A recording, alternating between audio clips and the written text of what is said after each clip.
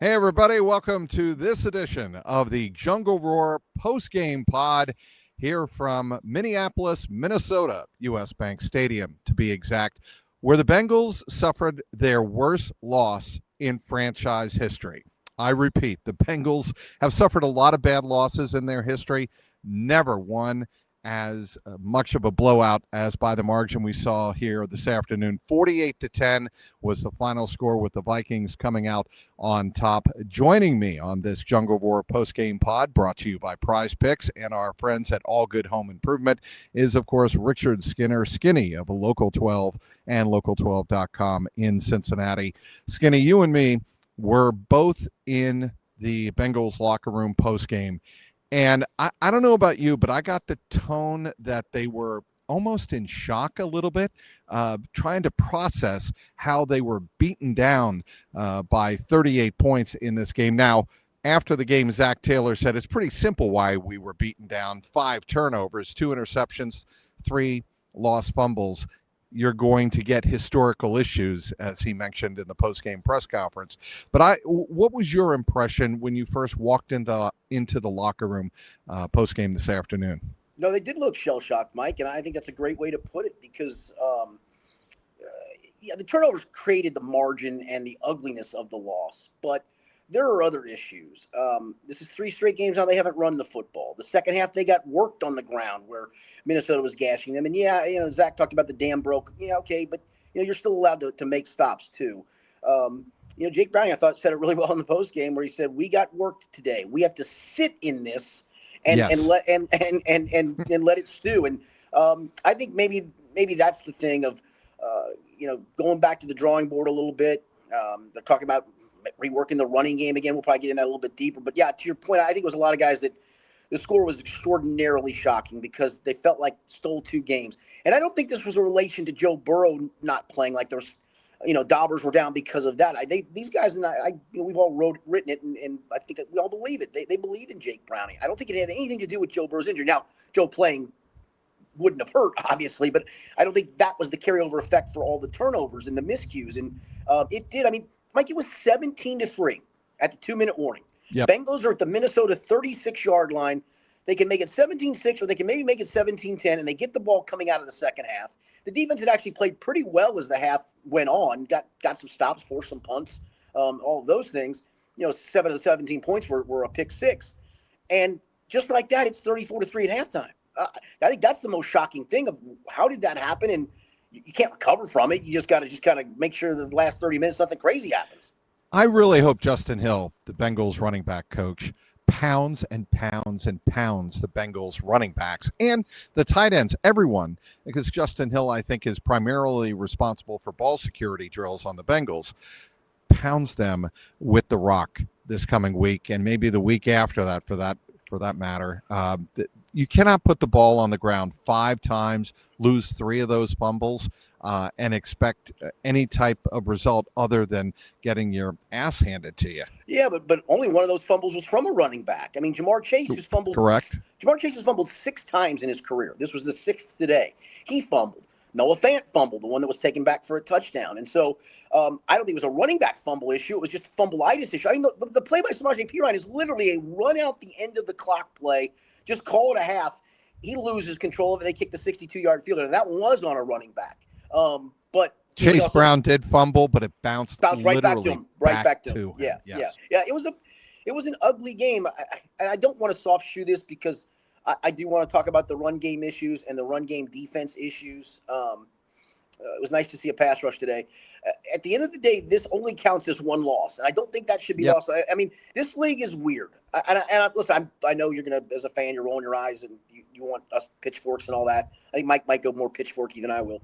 But last Sunday night, in this very stadium that you and I are sitting in currently, 22-6, the Atlanta Falcons beat this team. The Atlanta Falcons then turn around, go on the road this week, and lose 30-0 to Carolina. How do you explain some of this stuff in the league? Sometimes you just can't. Cleveland Browns, winless, right. Come from behind, score, 13 points in the final 4 minutes. They were trailing 10-0 with, 4.5 minutes to go in Cleveland, and they wind up winning the game. So to your point, Skinny, it's any given Sunday. This is only 1 loss, but I think what's concerning and I'm going to focus on the run game right now. Yes, yeah. This is three games that the Bengals have had their hats handed to them in terms of the physicality or the lack thereof at the point of attack. I always talk about the point of attack.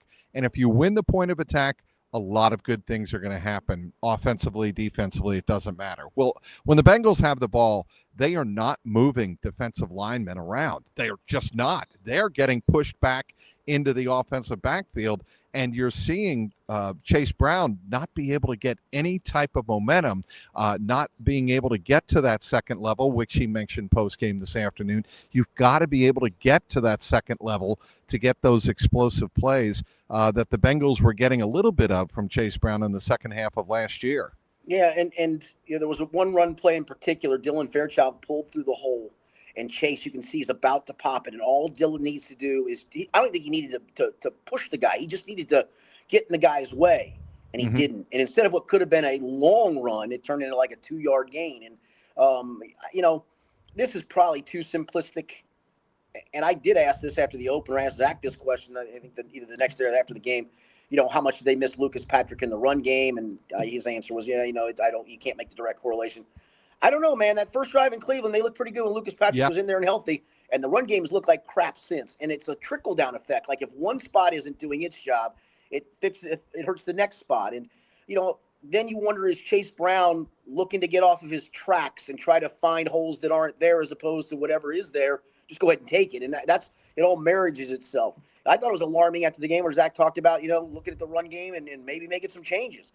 They've done this before. They've ripped up the run game before, but you ripped up the run game in 22 to go to RPOs. You've gone from wide zone to pin and pull. You've gone back to wide zone. You thought you hit on some things last year. You changed the run game coordinator because you fired Frank Pollock. I mean, whose fault is this that you haven't? This isn't just a this year issue. This has been primarily the last handful of years. They can't run the ball efficiently. There's no excuse for it, too, especially when you have the passing weapons that you supposedly have in Jamar Chase, running the light boxes. I mean, I don't understand it, and maybe Scott Peters, maybe certainly Dan Picture will have the opportunity again this week to explain that to us, and I'm sure he will attempt his very best to explain what the heck is going wrong. But I will give Chase Brown this much credit. He looked pissed off in the postgame. He was one of the few Bengals to look really agitated and upset. He dropped an F-bomb when he said, we've got to block out the noise, F what everybody else is telling us or thinks of us, F what, you and me are talking about right now. Obviously, there's going to be noise about the Bengals simply can't run the ball. And if that's going to be their offense, they're going to have really big-time problems. But Chase Brown is at least, I think, recognizing that there has to be more urgency. There has to be more of a drive to beat the man in front of you. And I haven't seen that the first 3 games, really. Well, I mean, it makes you wonder that when you evaluate offensive linemen, whether it be in free agency or the draft, are you looking more at guys who can pass block before they can run block? And usually it's the opposite. Most guys can run block. Well, is Amarius Mims a better pass blocker than run blocker? Maybe. Was that Orlando Brown's forte to be better as a pass blocker? And I got to be honest with you, Orlando Brown doesn't look right at the moment. I mean, he's really struggled the first 3 weeks, and you pile that onto last year's injury issues. Dudes get old quickly in this league, and he just doesn't look right. So now we're talking about an offensive line where Dalton Reisner has really struggled at right guard. I don't think he got benched today. It was a calf injury, but then Zach said he could have gone back in the game. I think the right thing to do. He's hurt. You're getting crap beat out of you. Put Jalen Rivers in, get him some experience, get him some snaps. So I don't think I want to go that far as to say Dalton Reisner was benched. Mims is in his second year. The book's still out on him. Ted Karras is a okay center. He's more leader than center. And you got a rookie left guard. I think they've done things to address it, but is it addressing it simply to make sure you have pass blockers as opposed to run blockers? Because this, again, isn't just a this year issue. This has been consistent. Bengals are averaging, Skinny, 49 yards a game on the ground.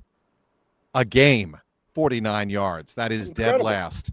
And shouldn't surprise anybody. That is dead last. 32 out of 32 in the National Football League. I don't know what the answer is. Maybe we see a little bit more of the screen game. I'm wondering where the screen game is. Yeah. So there is one play in this game, and I think it was in the second quarter, where Jake Browning threw a really well-conceived screen for about, I want to say, 11 yards to Chase Brown. The blocking looked crisp on the outside from the wide receivers and the tight ends. And I'm like, why don't we see that more? Get Chase Brown in some space where he can do some damage. Yeah, I don't disagree with that at all. It's and in a game like today's where you were trying to keep Jake Browning in some efficient down and distance circumstances, he just wasn't. So then he's running for his life a lot of times on third down. Thirds and sevens are hard to make, and then he's forcing passes because he thinks he's got to make a play. And I think if he talked the right game today, I think he learned the lesson about the one to Chase Brown that was taken back for a touchdown. That I just got to throw the football away. But I get where you're at. You're down 10-0. You finally put together a drive. You're trying to quiet the noise. You see a receiver going down the field. You think you got him, and Harrison Smith just gets a fingertip on it to tip it, Yep. and it's returned for a touchdown. And again, that ball probably even saying all that should have been thrown away. And I think after the game, Skinny, not to interrupt here, but Zach Taylor said that pass actually was intended for Jamar Chase, and I raised my eyebrows, and I'm like, oh, really? No, I mean, that's what he said. I don't know if he goes back and looks at the film and goes, I misspoke on that. No, it was actually intended for Chase Brown. But anyway, your point's well taken. Yeah, it's one of the chases. Let's just call it a chase. We'll call it a chase. Yes. But yeah, I think that's the lesson. But if you're Jake, you're not running the ball. You're trying to make a play. I get that. I'm not excusing his performance because it wasn't 19 of 27, which sounds good for 140 yards. They didn't push it down the field. They couldn't push it down the field. T. Higgins had 2 targets, 1 catch. The offense feels a mess at the moment. Other than when you can force feed Jamar Chase, which they did last week, the offense feels a mess. The adjustments that need to be made at this point, at the halftime of this game, the game was over. Yes, all right, it was 34-3. Yes. But I think a lot of fans want to know, well, what could Zach Taylor do before the game got out of hand to maybe help his offense not get teed up by the secondary that was just pinning its ears back and going after the quarterback? Yeah, I don't think there's anything. I mean, listen, like I said, you're 17-3. Your thought process with less than 2 minutes to go in the half is get some points here, get the opening kickoff of the second half, get some points, and now the pressure's on Minnesota that all of a sudden their 17-0 lead is down to 17-13, 17-9, 17-17 maybe even if you had doubled up with touchdowns. And in the blink of an eye, in a minute and 47 seconds, they score 17 points, all basically off of turnovers. That's almost mind-boggling at that point. I think at that point your mind is swimming of like, what just happened here? We were in a ball game and now we're totally out of a ball game. And I think that's what you saw is just let's get the hell out of here and call it a day. And I don't blame anybody for that. What about the lack of discipline, the penalties? And I'm going to give the Bengals the benefit of the doubt on a couple. There was a Dylan Fairchild hold that was pretty obvious when I went back and looked at it. Yep. At first glance on the replay, I'm like, well, it looked like 2 linemen, one defensive and Dylan Fairchild were hugging each other. But then it became pretty obvious that Dylan Fairchild got called for a hold on a first down pass from Browning to Jamar Chase at the sideline. I don't know if you recall the play, Yep. Skinny, but Yep. That was a big play, actually, I thought, in the first half. And then to start the game, the Bengals commit 3 penalties on the first 2 defensive snaps. Yeah, that can't happen. Well, the one on Dax Hill was awful. bad. I mean, Yes. Adam Thielen sold that, and good for him, and shame on the official for buying that. That was a rotten call, to be quite frank. So I'm going to give them a pass for that. So, the one thing I think the hallmark of Zach Taylor teams or the fans want, they are usually a very well disciplined team. They don't hurt themselves with penalties a lot of times. They unfortunately hurt themselves with turnovers. Yeah, and again, the ball security has got to be an issue. And Jake Browning, I believe it was, he had 4 interceptions in his first 3 full quarters in replacing Joe Burrow. That's a lot. And now, he had 3 against Jacksonville, 2 today against Minnesota. And I'm wondering if you're seeing anything in the way he's reading it, if he's rushing it, if he doesn't feel comfortable in the pocket and he feels like he needs to get rid of the ball before he really wants to. Yeah, no, I didn't think he looked comfortable at all today. Really at any point. He had a couple of comfort throws, one to Jamar Chase over the middle that he looked like got on his back foot, was in rhythm, got it out of his hands. There was the one you talked about on that corner route to Chase, where Chase comes wide open, makes a good throw. It was in rhythm, and you get called for a hold, and it gets called back. But for the most part, it felt like he was on that back foot, and the pass rush was there, and he was taking off and trying to make plays. I think he is an in-rhythm passer who has to get it out of his hands quickly, needs to get it out of his hands quickly. And maybe that's just a progression thing. Maybe that's a play call thing where the first progression has been covered every time they've called it, and he's on his second progression. And at that point, here they are. They're in his face, and he's got to go get flushed and try to make a play out of it, and just can't. Bengals lost this game 48-10. Ooh. But defensively, believe it or not, there were a couple of bright spots. Myles Murphy made a play. He chased down Carson Wentz, I believe it was, to force a punt. Yes. It was actually kind of a big play when the game was still somewhat in doubt in the first half. And then Chris Jenkins, he had, I believe, 1.5 sacks. Joseph Osai got a half a sack credit on his second attack of the quarterback. But those two guys, at least they showed up. They're starting to show something. Well, Chris Jenkins, I think, has been showing consistency, but they need more out of Myles Murphy, especially with Shamar Stewart, being inactive today, being injured. Yeah, I mean, when the game was still a game, those guys made some plays when it mattered and kept you in the game a little bit. And so that was it. Yeah, if there was a positive, that was good to see. I'd like to see more of it. But maybe that's a good step in the right direction for all three of those guys, really. They're still 2-1. It's one loss. The Steelers won on Sunday afternoon. The Browns won, and we'll see what the Ravens do on Monday night against the Detroit Lions. But the Bengals are still at the top of the division. There's no reason to panic unless you think, of course, Skinny, that the first 3 games, the Bengals offense just doesn't look right. And that's, to me, the bigger worry. Yeah, I think that's well said. I wrote kind of that after the first game, like, hey, don't worry. This was just a bad matchup with Cleveland. It's been a bad matchup the last 3 years up there. And you know what this offense was about. And that's also when Joe Burrow was healthy, mind you. And again, I'm not pinning this on Jake Browning, but you know my point. But now it's 3 games in, and you had a great game from Jamar Chase in game 2. You were plucky to come back, and Jake, sucked it up after the 3rd interception. But you just haven't looked consistently good. Consistently comfortable, and I think it all goes back to the run game. You're just in terrible down and distance circumstances at the moment, and that was kind of the way in Cleveland too. And that has to get fixed quickly. I mean, quickly. That's what will end up having this season slide away. To your point earlier, this is only one.